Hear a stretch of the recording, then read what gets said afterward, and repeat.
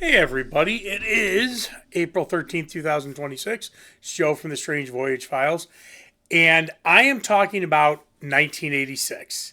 And you can see my background. Yeah, I got the John Bon Jovi and the, what do they call the New Jersey Mafia, the Bon Jovi Mafia, whatever he called himself. Yeah. Yeah. Um, but this is important because 1986 is a very much, it's very much of a milestone year for classic heavy metal. Now, um, there were a couple ways I was going to do this, and I'm trying to avoid people going nuts in the comments. Um, Not that I get a ton of comments, but on things like this, I do. Um, I am strictly talking about classic metal here, mainstream metal. I am not talking about thrash.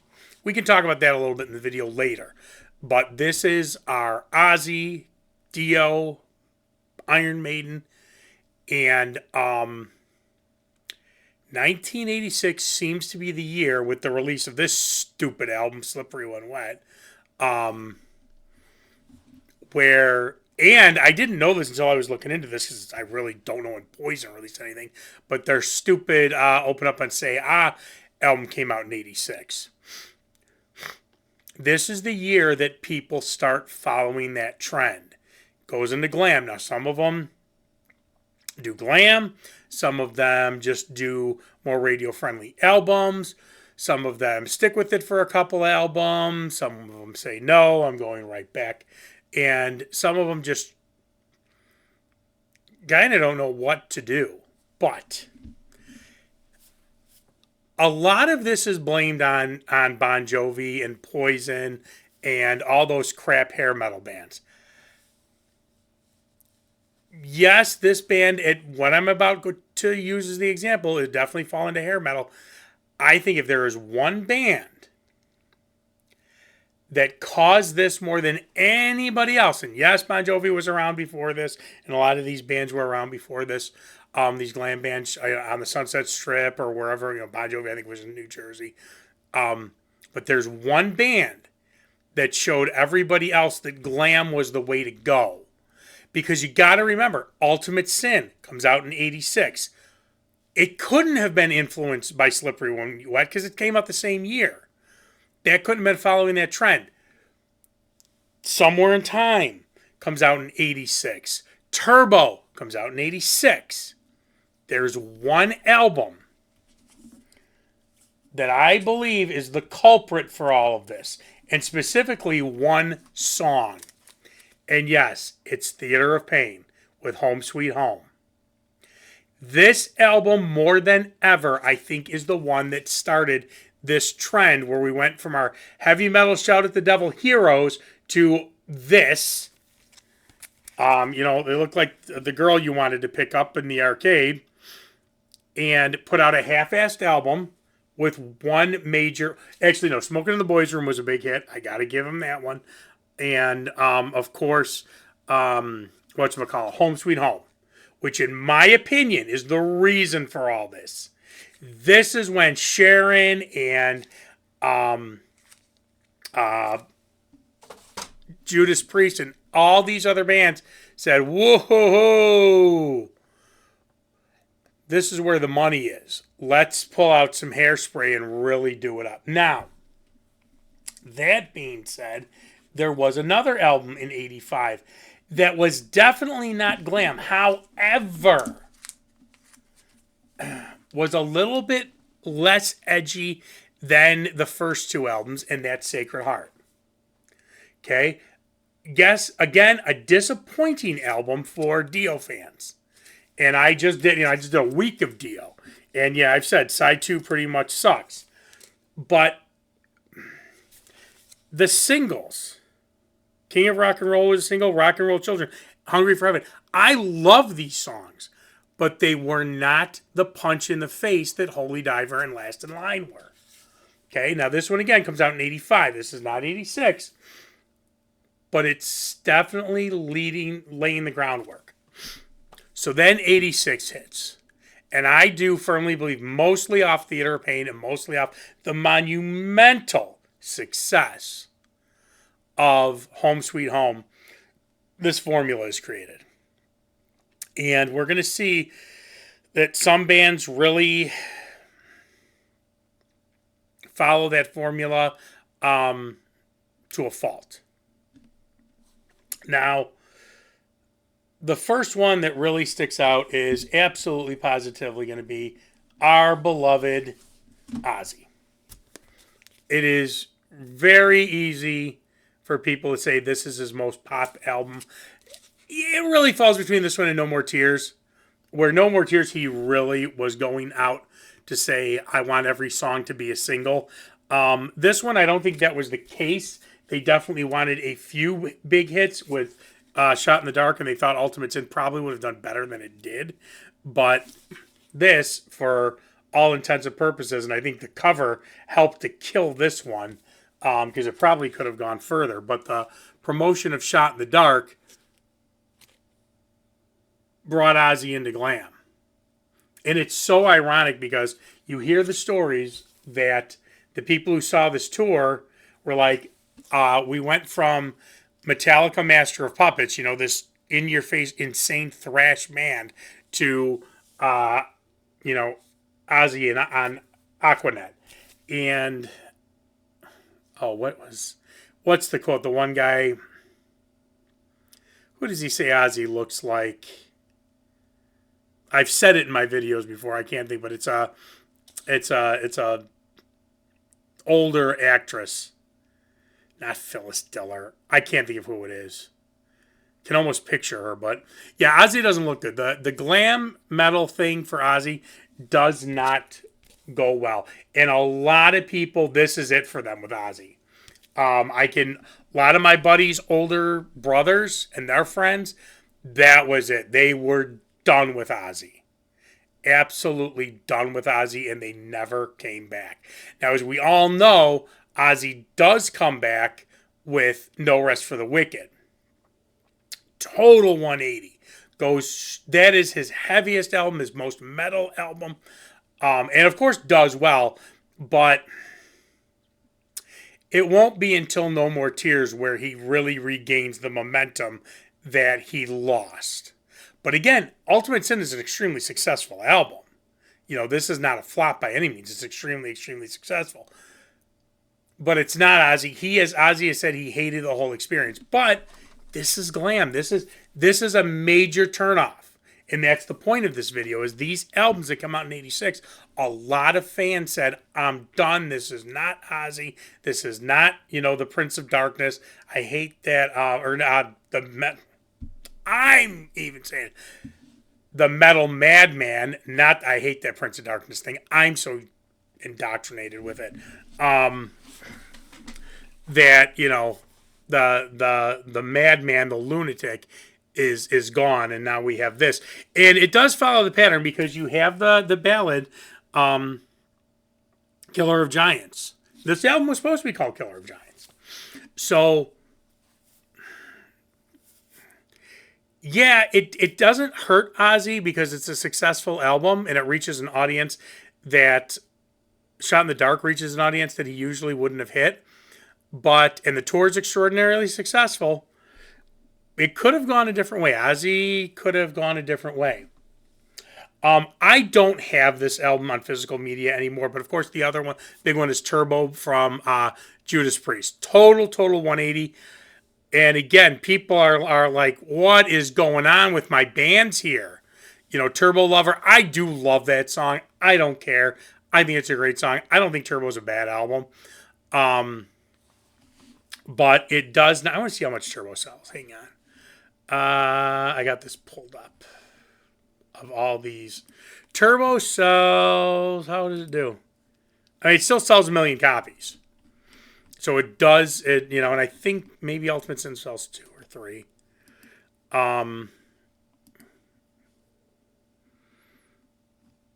Yeah, I mean, they're not failures. And again, another successful tour.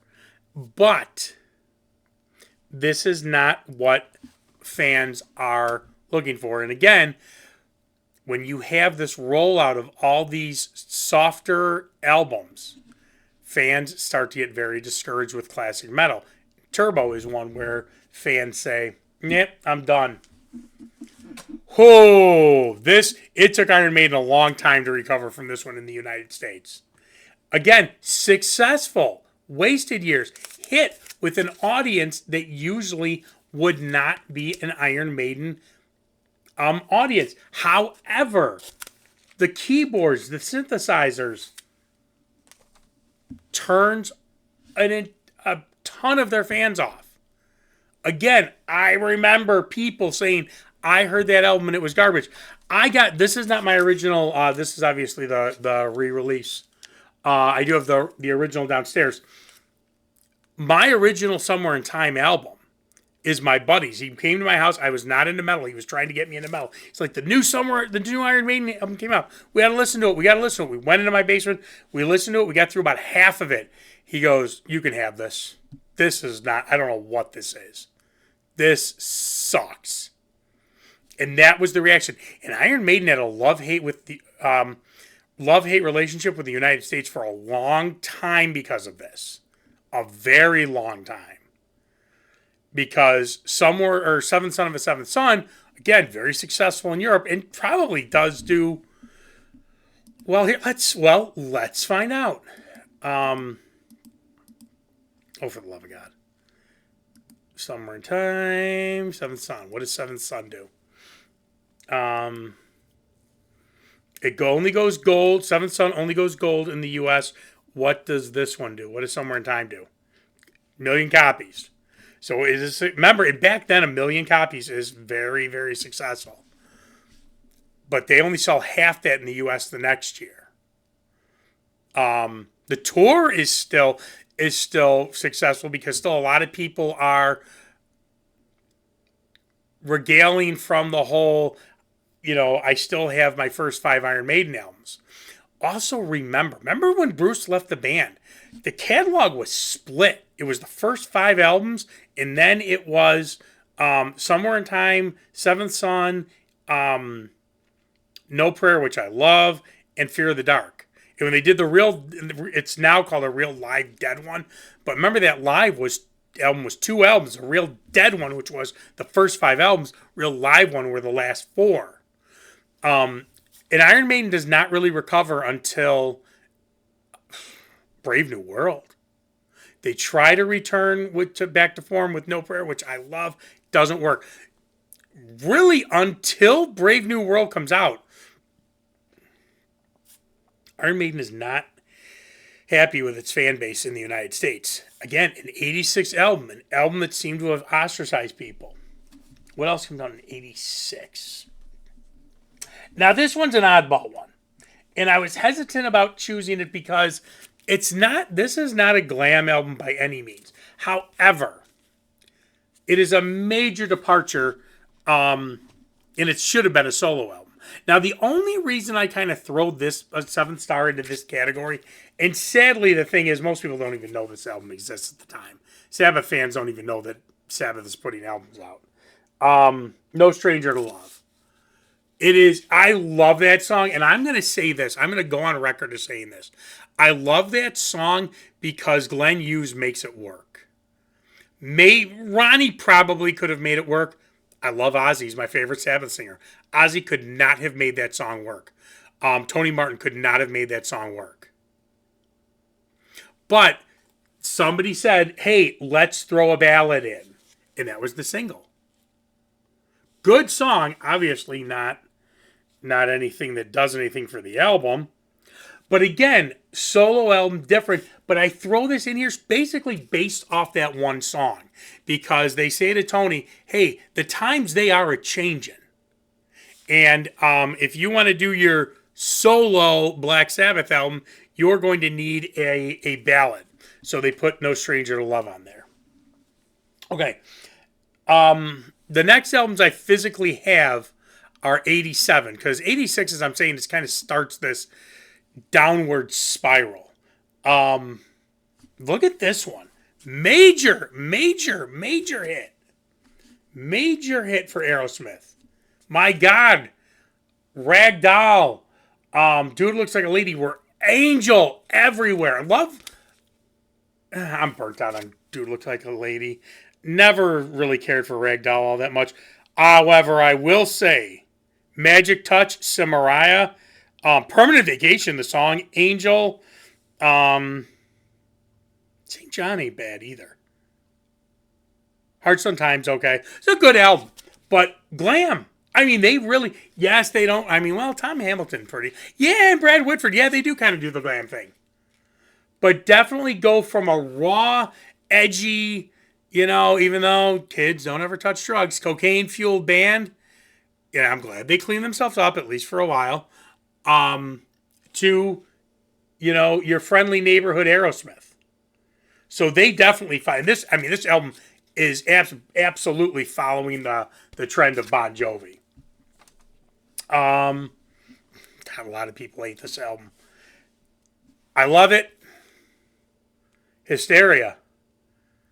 Now, this is definitely Def Leppard had definitely been in a transition with once they started working with Mutt Lange. Mutt Lange was smart enough to say, "You guys have the ability." Let me rephrase that. Steve Clark, you have the writing talent. Sav, you have a good amount of the writing talent. Pete Willis, you're gone. Joe, you can write lyrics. And I, being Mutt Lange, can fix songs. You guys have enough to transition to a big band. And again, this is the hard rock thriller, without a doubt. But this is their final transition from new wave of British heavy metal. Sorry, Joe. Sorry, Joey. You actually were new wave of British heavy metal. Deal with it. Go cry in a corner. To an absolute glam band. Absolute. Now, I don't know if hair metal. Kind of. But absolute glam. This definitely follows in the footsteps. And again, a lot of people are, oh, Def Leppard, they suck, blah, blah, blah. Your Def Leppard of On Through the Night and High and Dry, even Pyromania. Pyromania is really the good bridge album from that to this. But those first two albums, this is definitely a change. Ralph! Brother Ralph!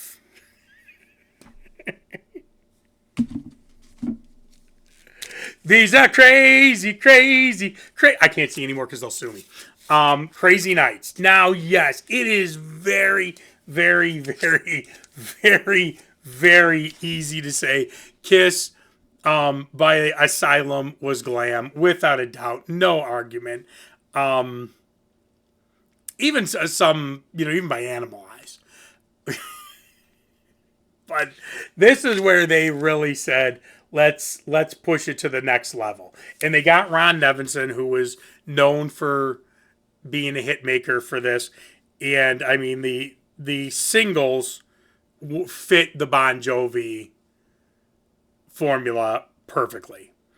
It really is. And this is, Desmond Child was on. Desmond Child goes all the way back to Animal Eyes, I believe.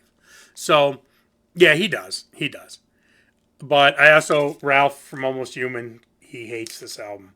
And I only liked the single until I became, I started following his channel, and I keep on sending him track by track, Suck versus Sucks for this album. You gotta check it out. Almost Human. So great. I have sent this poor man.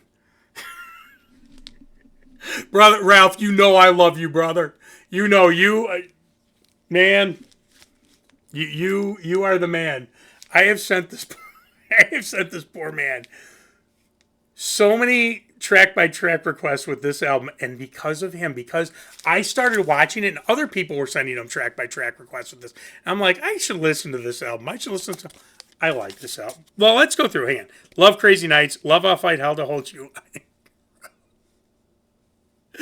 Ralph, I love Bang Bang You. No, kind of sucks. Hell or High Water. No. Like My Way. I do. I do like When Your Walls Come Down now. Reason to Live, yes. Good Girl Gone Bad, Turn On the Night, I love, and Thief in the Night is good.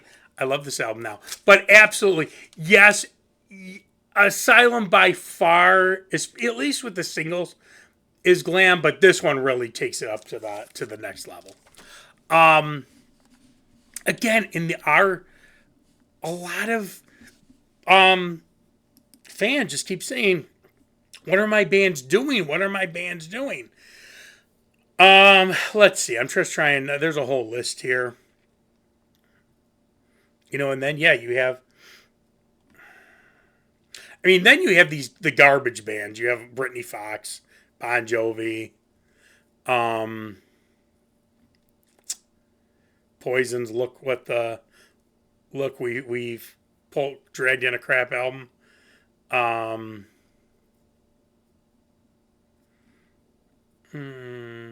Girls School. So you do have a lot of the bands, the hair metal bands, coming out. But yes, all right, before people start losing it, Master of Puppets comes out. Absolutely. You have thrash. Again, this is classic metal. But I also think this is why people really started turning to thrash, and most of you do too. Megadeth, Peace Sells comes out. Metal Church, The Dark comes out this year. What do we got from... Is Bonded by Blood? Is this... What year's Bonded by Blood? No, Exodus isn't on this list. But Overkill. I don't get into a lot of the thrash bands. I'm Overkill didn't release anything this year.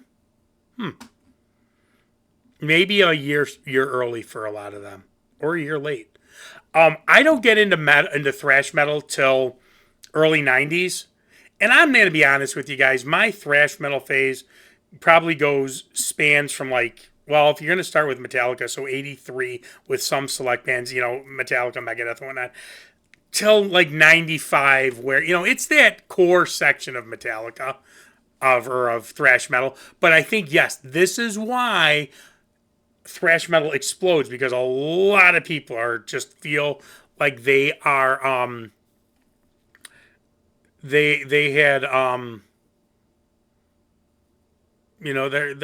their heroes turn their back on them with this glam garbage. And again, a lot of them come back. Ozzy comes back with Norris for the Wicked. It takes Iron Maiden a couple albums, and the same. I mean, you talk about Judas Priest, ram it down. I mean, Judas Priest, it really... I'll be part of the argument that Judas Priest doesn't really fully recover until Painkiller. I will. I will be part of the argument to say that. Dio comes out with... Dio's a great story with this, because Dio comes out with Dream Evil next. And again, it's not that Sacred Heart is a glam album by all. It's just... A, it's not the quality of the first two albums, and B, it doesn't have the punch of the first two albums. And the irony of Dream Evil is the two singles kill that album. So many people said, I'm done with Dio, just on the two singles of that album. The rest of the album rules. And I like the two singles. But my God, Night People, who the hell? Why didn't somebody say, Ronnie, we got to release Night People? Probably because they were saying, hey, let's follow the trend of glam metal and release I Could Have Been a Dreamer and All the Fools Sailed Away, which were disastrous. Kiss doesn't try to come back until, 91 with Revenge, which I don't think is all that great of an album. I don't mind Hot in the Shade. Sorry, Ralph. I told you guys, Almost Human. He's also called the Barefoot YouTuber. He is hilarious. Ralph is the best, man. Oh, you know what? I gotta give another shout out here to another great guy. All right, we're back with the panel. This time we're going with the flip side with JC, and I'm gonna put both these in the link.